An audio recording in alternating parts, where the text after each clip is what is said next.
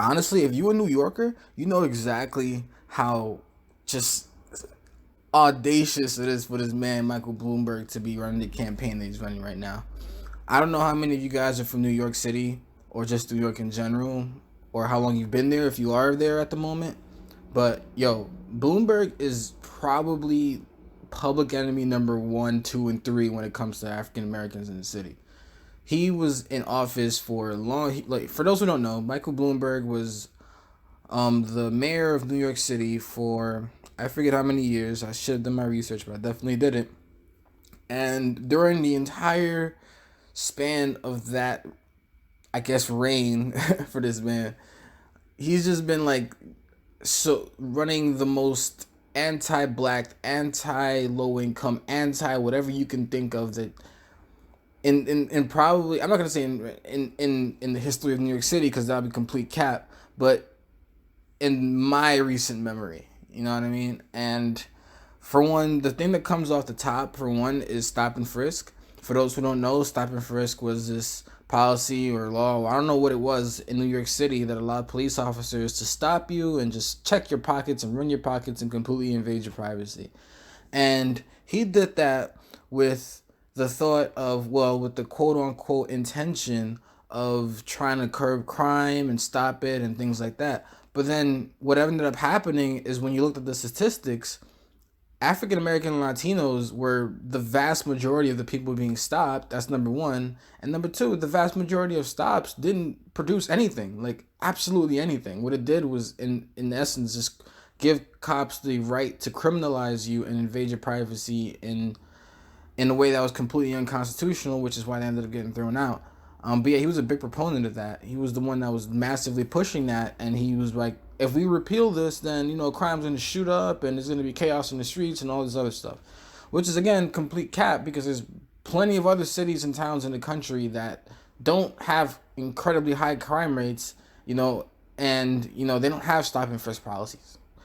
So what ended up happening once that got repealed was, yeah, crime went up very slightly, and then it went right back down. It had already been trending down before that, and that's another thing. He used that trend of the decline in crime and attributed that to stop and frisk when it was. We'll talk about this later, but Republicans tend to do that a lot. It had nothing to do with stop and frisk. Crime was already going down, and stop and frisk, removing it did absolutely nothing to the crime rate. It's still trending downward as of at least last year. So again, there's that situation.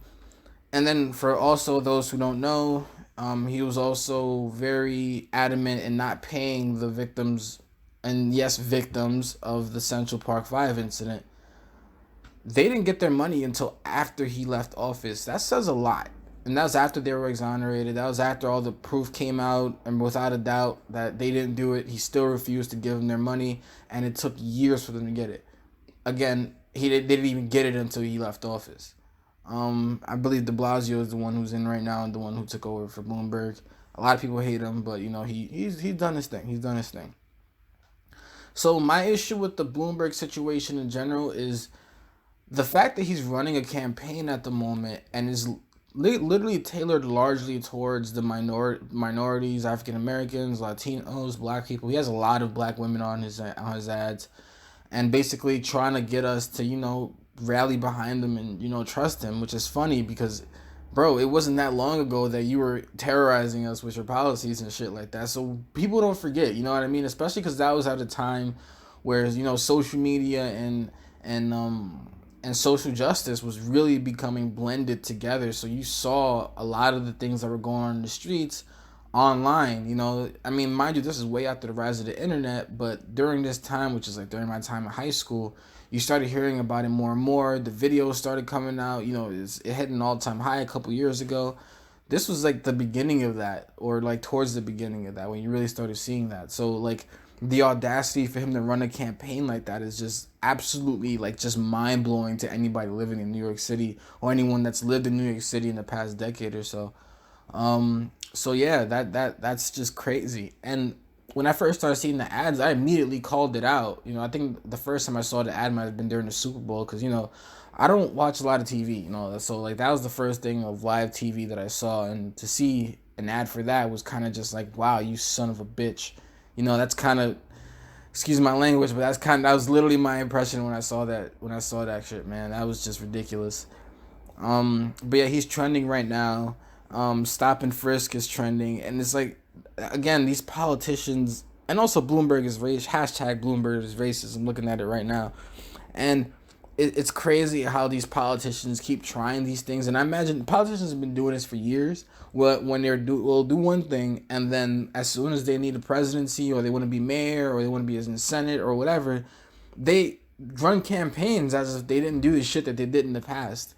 And again, for Bloomberg, is absolutely mind blowing, because it's like, bro, people remember that shit. You know what I mean? Like, that wasn't that long ago that this was happening. This was within the decade. Like, you know what I mean? So for you to be running campaigns like this so blatantly, especially when New Yorkers are so vocal, you know what I mean? Like, that's like the mecca of that, Atlanta and LA, the meccas of African Americans and Latinos, of basically minorities in the country. That's like their, you know what I mean? So when you do people wrong in these places, people don't forget that shit, and there's enough people to that they'll make it so you won't forget that shit. You're not gonna be president, man.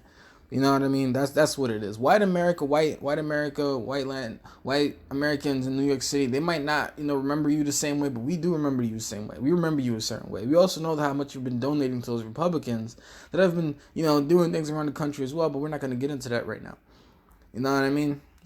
And he's been like that ever since his presidency. He always wants to sell himself as the everyday man. Mr. I still ride the train. Mr. I still wear the same shoes for decades or whatever, and I just get them resold, but you're a fucking billionaire. I didn't even know he was a billionaire the way he was trying to get across. You know what I mean? And you're not the everyday man. You know what I mean? We know you're not the everyday man. We know you're not in touch. You're not in touch with the demographic that you're trying to win over, that you're trying to get to forget all the shit that you did.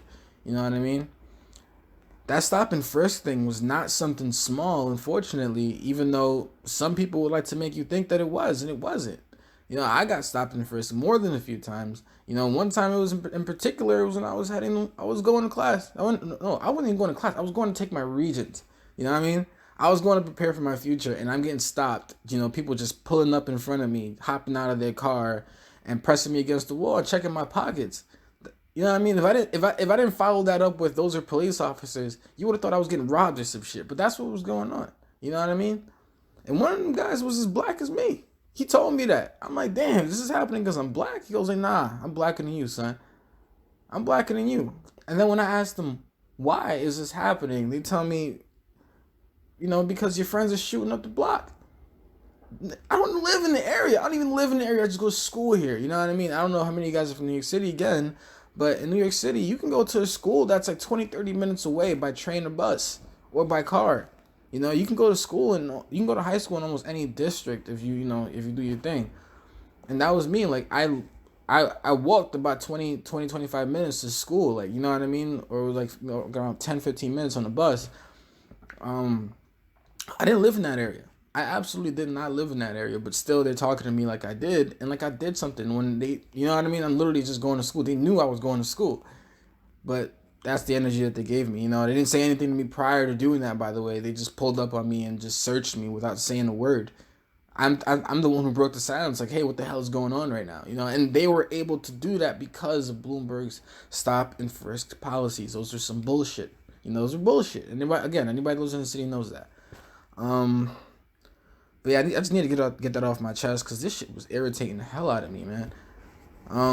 You know what I mean? Just the audacity. How dare you? How dare you ask for our help, ask for our support? How dare you? And I feel like that about a lot of politicians. A lot of them, how fucking dare you? You know what I mean? Like, in New York of all places, like, we don't know what the hell you did, bro. We forgot about you. You know what I mean? Like, nah, it's not like that. You know what I mean? The internet is not gonna let you forget. You know what I mean? They have footage and audio of the shit that he was saying and doing back then. That shit doesn't go away, Bloomberg. It just doesn't. You know what I mean? You can't do that to us anymore, man. None of you politicians can do that anymore. I'm telling you, man. But anyways, thank you guys for listening. Hope you guys have a great day. And I don't know how I'm gonna end this. Deuces. BT.